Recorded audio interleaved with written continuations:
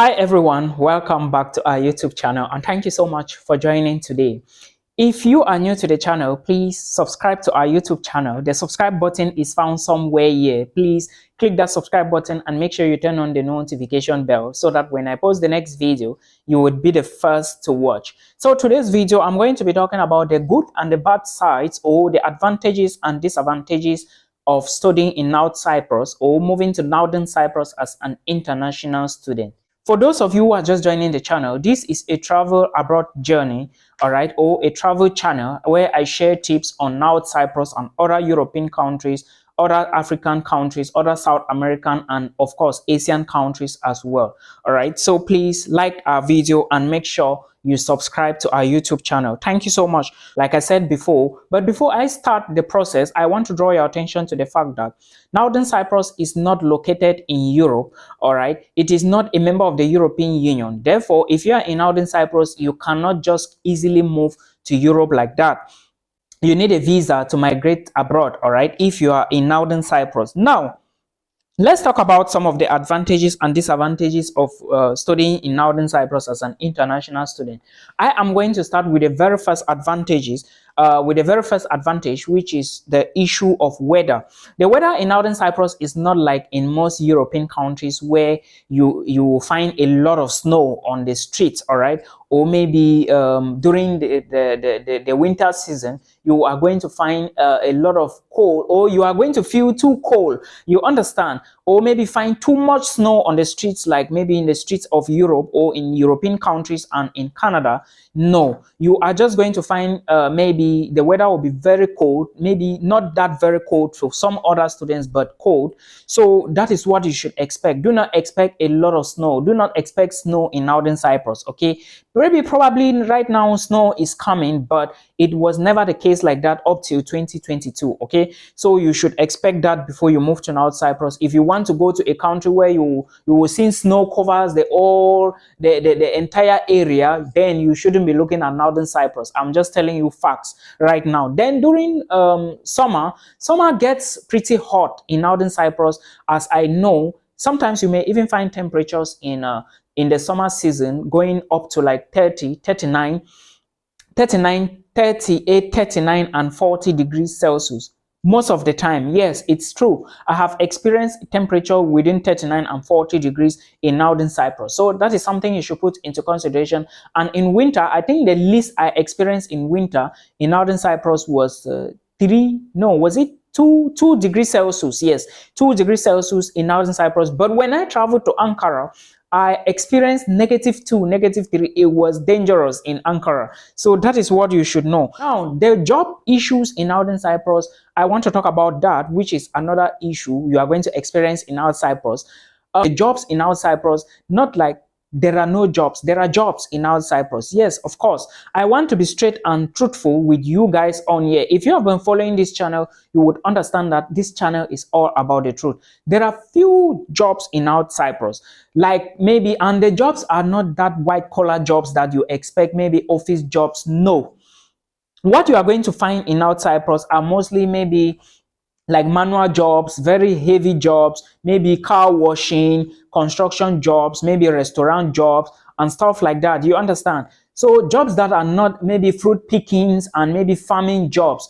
But again, like I said, construction jobs are the most predominant jobs in North Cyprus. So if you are looking for white collar jobs, don't go to North Cyprus. I'm telling you right now, all right, you should be targeting other European countries. And again, you cannot do white collar jobs in North Cyprus. Even some other citizens, which I don't want to mention the country, don't work in North Cyprus, even if they graduate in Northern Cyprus. No, they have to go back to their country to work. So you have to expect this before you migrate to Northern Cyprus. All right, let's talk about language issue now. Language issue is another issue. I'm looking at my jotter because I want to put down all these things. In North Cyprus, the language there is the Turkish language. And if you want to like maybe work or integrate yourself in the society properly, separate people, all right, or the Turkish people, then you have to try to learn the language, all right? You have to learn the language. Try to learn the language. It is very important for you to learn the language. And of course, when you learn the language, you are going to find it very easy to communicate with them, and of course to work with them. So that is something I want to say. Now, you should also understand that Northern Cyprus is an island, and an island is a piece of land surrounded by water. And of course, North Cyprus also have a lot of monuments, and North Cyprus also have a lot of ancient buildings, and thus attracting a lot of foreign tourists or or people coming from Europe to visit this island because of the touristic activities. All right, there are a lot of beaches as well. So even if you are feeling hot during the summer periods, you can always move to nearby beaches, especially in Kyrenia and Famagusta. There are a lot of beaches over there. So if you are a tourist, then you should be looking at Northern Cyprus. There are a lot of let me say touristic sites you can visit in North Cyprus, all right, not just the beaches, by the way.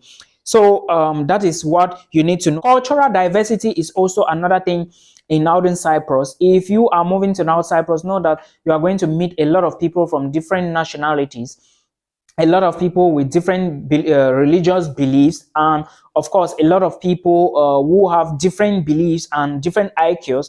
There are a lot of Filipinos in North Cyprus, a lot of Pakistanis, a lot of blacks from Africa, a lot of Indians. All right, these are the type of nationality or the nationalities that are really dominating in North Cyprus, and of course the Turkish population as well are present in Northern Cyprus. So before you even make a move, understand that these are the nationalities with the most population, or let me say the most populated people in Northern Cyprus, and it is not going to be easy for you to easily communicate with them, but it is going to be friendly. All right, the communication is going to be a very friendly communication in case you want to really integrate with people. That is what I mean by cultural diversity. And most of the population in North Cyprus is let me say the population in North Cyprus is made up of mostly foreigners. All right, North Cyprus is like maybe 1.1 million people right now, but the population or people with the most population are mostly foreigners. All right, internationals who are either studying or working in Northern Cyprus. Now let's talk about affordability. Now North Cyprus is somehow affordable. All right, if you want to really look at it critically, you will see that now Cyprus is very affordable compared to other countries in Europe or in the European Union or even in Americas and the rest. So if you are looking at transportation, now Cyprus is very affordable. If you are looking at internet, food, all right, it's very affordable. Just of lately or of recent, things began to go differently because inflation is now affecting the country. Inflation is affecting Turkey, and when inflation affects Turkey or anything affects Turkey, it affects Northern Cyprus because Northern Cyprus is only controlled by Turkey and equally recognized by Turkey. That is why I say it is not recognized in Europe. But degrees in Northern Cyprus are used internationally. Get these differences, all right? And do not let anybody mislead you. I hope you understand, or maybe quote you differently. Now, looking at the let's say the country, now Cyprus is relatively a safe place or a very safe country to live in. If you don't find trouble, nobody will look for you. All right, so if you are moving to North Cyprus, when you move in there, know that to respect people and expect people to respect you. All right, so that is how the country is. It is a very safe country, no issues. It is not a country, by the way, but an island. So if you are moving to this island, you should know that it is a very safe place and people there don't disturb, otherwise you disturb them. I've never really heard of like maybe someone complaining that maybe something is missing. No. All right, neighbors are very friendly, though their door will be shut, his door will be closed, and everybody mind his business. But again, don't look for trouble because nobody really cares and would not look for your trouble as well. And again, let's talk about the how you can easily move to this country and how you can manage your life or maybe live peacefully as an international student. Life Northern Cyprus or life in North Cyprus is very easy. It is not really difficult to migrate to North Cyprus, all right? It is very easy. In fact, the process you need, I always tell people, for those of you asking me the easiest process, it is through school, all right? Invitations doesn't work. Don't be deported because of something that you don't know. All right, it's through school only. All you need to do is to locate a school, get an admissions, the first letter, which is the conditional offer, pay the deposit that they are asking, then you get an unconditional offer, then you gather all your documents, the receipts and the letters, then you move. All right, during the particular intake your semester is going to start. Don't go earlier before 1 month, go closer to your semester start date, because if you do otherwise, you will be sent back home and you will lose your money. All right, your money will be gone, will go into a volcano. So please, you have to put this into consideration. Now Cyprus is easy to move. There are some few countries that need okay to board, but of course that is not really like Nigerians. They need okay to board. Cameroon is free. All you need is to gather your documents, your passport, and you are free to move.